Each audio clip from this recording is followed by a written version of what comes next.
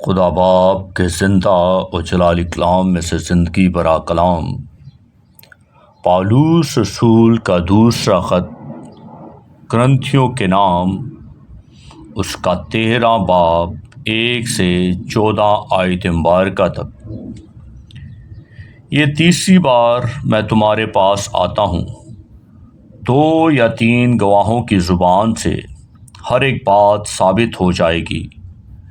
جیسے میں نے جب دوسری دفعہ حاضر تھا تو پہلے سے کہہ دیا تھا، ویسے ہی اب غیر حاضری میں بھی ان لوگوں سے جنہوں نے بیشتر گناہ کیے ہیں اور سب لوگوں سے پہلے سے کہہ دیتا ہوں کہ اگر پھر آؤں گا تو درگزر نہ کروں گا، کیونکہ تم اس کی دلیل چاہتے ہو کہ مسیح مجھ میں بولتا ہے، اور وہ تمہارے واسطے کمزور نہیں بلکہ تم میں زوراور ہے۔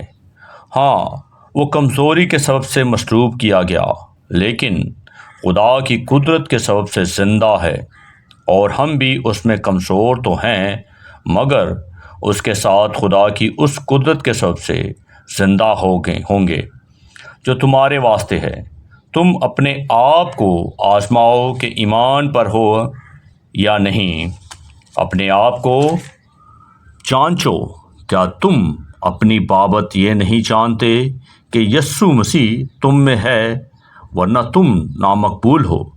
لیکن میں امید کرتا ہوں کہ تم معلوم کر لو گے کہ ہم تو نامقبول نہیں، اور ہم خدا سے دعا کرتے ہیں کہ تم کچھ بدی نہ کرو، نہ اس واسطے کہ ہم مقبول معلوم ہوں بلکہ اس واسطے کہ تم نیکی کرو، چاہے ہم نامقبول ہی ٹھہریں، کیونکہ ہم حق کے برخلاف کچھ نہیں کر سکتے مگر صرف حق کے لیے کر سکتے ہیں۔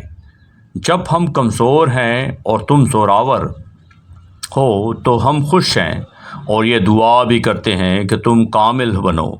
اس لیے میں غیر حاضری میں یہ باتیں لکھتا ہوں تاکہ حاضر ہو کر مجھے اس اختیار کے موافق سختی نہ کرنا پڑے جو خداوند نے مجھے بنانے کے لیے دیا ہے، نہ کہ بگاڑنے کے لیے۔